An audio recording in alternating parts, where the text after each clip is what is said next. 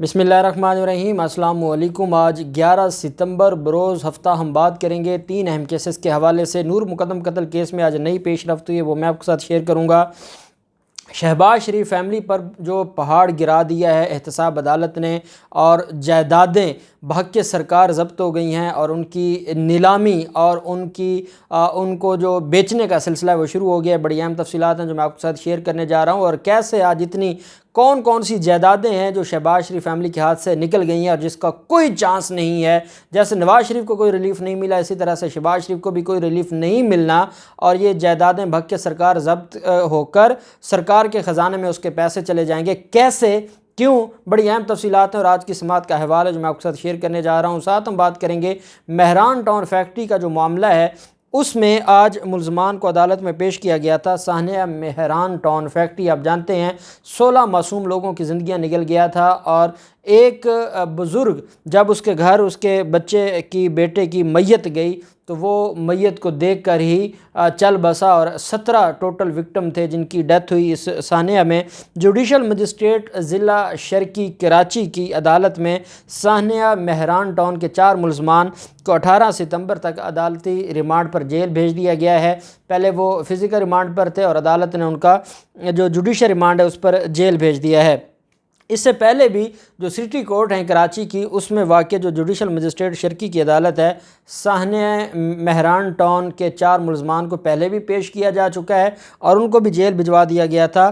تفتیشی افسر عزت وگن انہوں نے عدالت کو بتایا ہے کہ متعلقہ اداروں کو نوٹس بھیج چکے ہیں، مگر ابھی تک ان کی جانب سے کوئی جواب نہیں آیا۔ مزید 2 ملزمان کو ہم نے گرفتار کرنا ہے، اور ابھی جو رپورٹ ہے، فرانزک رپورٹ ہے، وہ بھی، اور ہم نے یہ بھی دیکھنا ہے کہ کیا فیکٹری کیمیکل کا کام کر رہی تھی۔ تو یہ ساری رپورٹس جو متعلقہ اداروں نے دینی ہیں وہ ابھی تک پینڈنگ ہے، جس کی وجہ سے ہماری تفتیش رکی ہوئی ہے اور ہم اس تفتیش کو منطقی انجام تک پہنچائیں گے۔ انہوں نے یہ بھی کہا کہ ابھی اس میں جو مزید تفتیش ہے وہ باقی ہے، 2 مفرور ملزمان کو گرفتار کرنا ہے، اور ہم اس معاملے پر آگ کی اصل حقیقت تلاش کرنے کے لیے نمونے حاصل کیے گئے ہیں کہ کیوں آگ لگی ہے۔ کیا وہ شارٹ سرکٹ کا معاملہ ہے جو اس فیکٹری کے مالکان الیج کرتے ہیں، یا وہ واقعی کیمیکل کی فیکٹری تھی، یہ بھی دیکھنا ہے، اور اس پر ورکنگ جاری ہے۔ تفتیش افسر کا یہ بھی عدالت میں کہنا تھا کہ حاصل کردہ نمونے لیبارٹری بھیج دیے، جن کی 1-2 روز میں نتائج مل جائیں گے، اور اس کے بعد یہ جو کیس ہے وہ اپنے اگلے مرحلے کی طرف چلے گا۔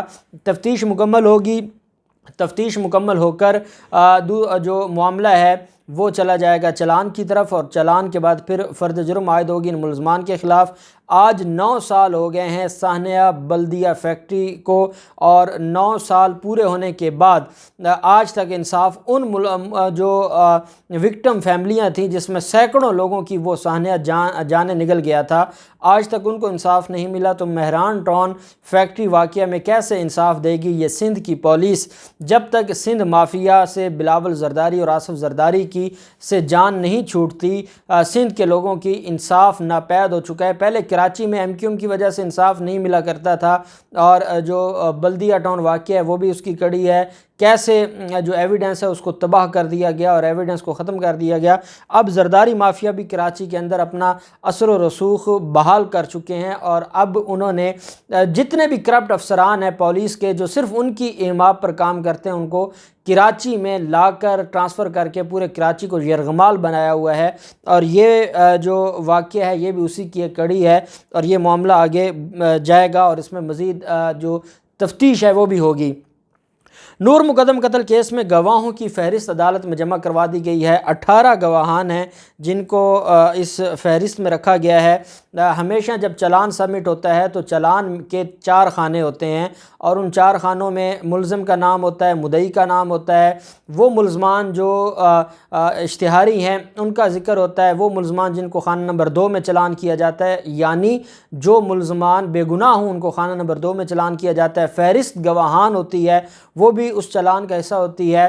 تو اب کیونکہ وہ انٹرم چلان تھا اس میں فہرست گواہان نہیں تھی، آج فہرست گواہان عدالت میں پیش کی گئی ہے۔ گواہوں میں مدعی شوکت مقدم جو کہ نور مقدم کا والد ہے، اور تفتیشی افسر انسپیکٹر عبدالستار سمیت پوسٹ مارٹم اور طبی معائنہ کرنے والے ڈاکٹرز بھی شامل ہیں۔ تفصیلات کے مطابق اس کیس میں 18 گواہوں کی فہرست عدالت میں جمع کروا دی گئی ہے، اور جو مدعی ہیں وہ بھی اس میں گواہان ہیں، اور باقی گواہوں میں پولی کلینک اسپتال کی ڈاکٹر شازیہ اور ڈاکٹر جہاں زیب ہیں۔ استغاثہ فنگر پرنٹس اکٹھے کرنے والے ASI بشارت حسین بھی اس کے اندر گواہ ہیں۔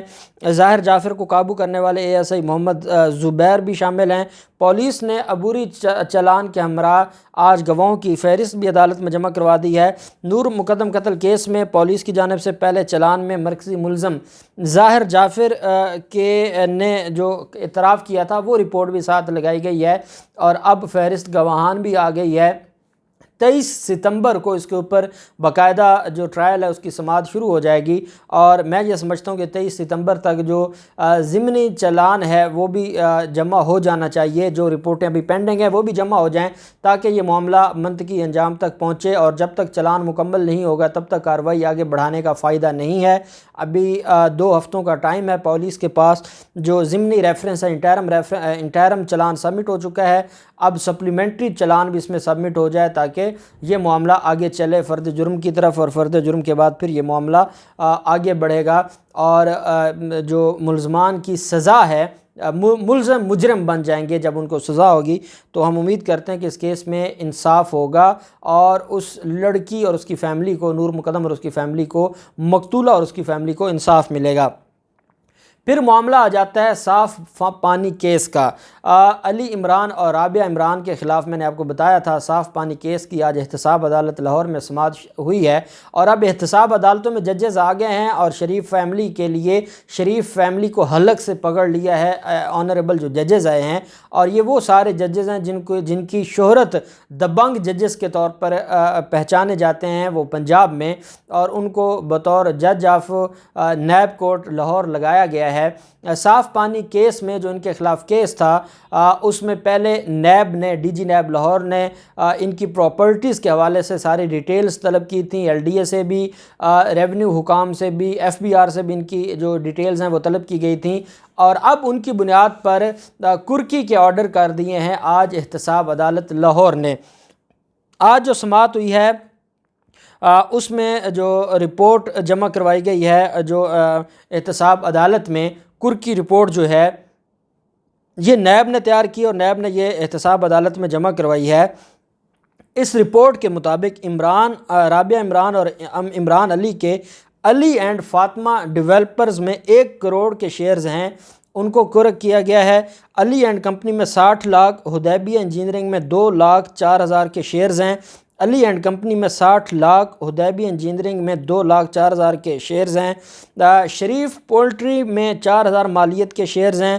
شریف پولٹری فارم میں رابعہ عمران اور کے نام پر 1,000 مالیت کے شیئرز ہیں جو کرک کیے گئے ہیں۔ رابعہ عمران اور عمران علی یوسف کے مدینہ فیڈز میں 1 کروڑ 75 لاکھ کے شیئرز ہیں، جبکہ رابعہ عمران کے 50 لاکھ مالیت کے شیئرز ہیں اور وہ مالک ہے۔ میسرز پروسیڈ فوڈ میں عمران علی اور رابعہ عمران کے 25 لاکھ مالیت کے شیئرز ہیں۔ علی ٹریڈ سینٹر اور علی ٹاور میں عمران علی اور رابعہ عمران متعدد دکانوں کی، یہ کمرشل پراپرٹیز ہیں جن کی وہ دونوں مالک ہیں، اور یہ کروڑوں روپے کی پراپرٹیز ہیں جو اس میں شامل کی گئی ہیں۔ اور ان میں جو ان کے خلاف جو ریفرنس ہے، جو ان کے خلاف ایلیگیشن تھا، صاف پانی کمپنی بدعنوانی کیس میں کئی ملزمان کو گرفتار کیا گیا تھا۔ نیب کی جانب سے اس کیس میں جو ریفرنس ہے 250 صفحات پر مشتمل یہ ریفرنس ہے، 9 جلدیں ہیں اس ریفرنس کی۔ ملزمان پر 345 ملین کی کرپشن کے الزامات ہیں، اور ان الزامات کی بنیاد پر ان کے خلاف یہ کارروائی ہوئی تھی، اور 345 ملین روپے کے کرپشن کیس میں ان کے خلاف چلان سبمٹ ہوا تھا، ریفرنس فائل ہوا تھا۔ ریفرنس فائل ہونے کے بعد یہ عدالت میں پیش نہیں ہوئے تھے۔ ان کو 6 ماہ پہلے اشتہاری ڈکلیئر کر دیا گیا تھا، اور اشتہاری ڈکلیئر کرنے کے بعد آج احتساب عدالت لاہور نے ان کی ساری جائیدادیں موویبل اور اموویبل، اس میں جو رپورٹ ابھی کرکی کے لیے پیش کی گئی ہے اس میں یہ بتایا گیا ہے کہ کچھ ادارے ہیں جن کی طرف سے رپورٹ پینڈنگ ہے، اس کو بھی شامل کیا جائے گا۔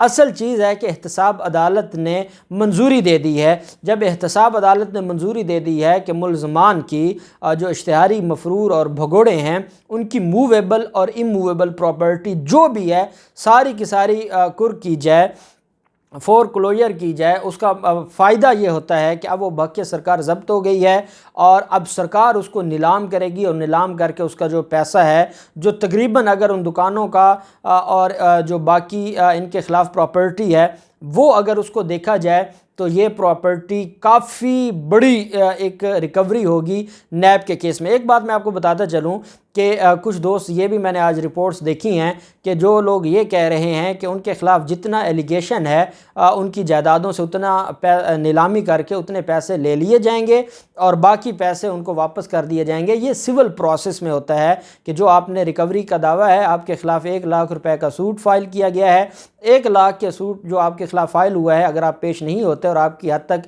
ایکس پارٹی ہو جاتا ہے تو آپ کی جو جائیداد ہے اس کی نیلامی کر کے 1,00,000 روپے نکال کے باقی آپ کو واپس کر دیے جاتے ہیں۔ کرمنل میٹر میں یہ ہوتا ہے کہ جب آپ اشتہاری ہو جائیں اور آپ نے عدالت کے سامنے پیش نہیں ہوئے تو عدالت آپ کی ساری جائیداد کو ضبط کر لیتی ہے، اور وہ ساری جائیداد ہی بھگ کے سرکار ضبط تصور ہوتی ہے اور آپ کا پھر اس پہ حق نہیں رہتا۔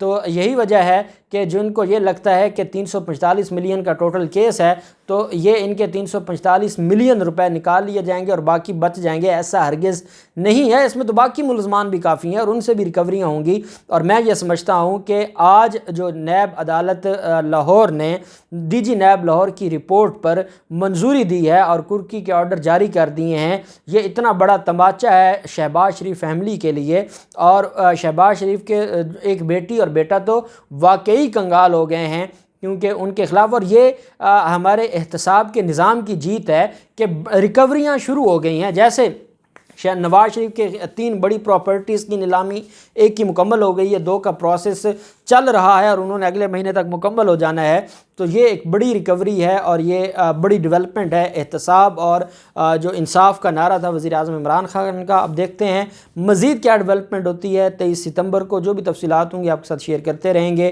اللہ پاک پاکستان کا حامی و ناصر ہو۔ بہت شکریہ۔ اللہ حافظ۔ پاکستان زندہ باد۔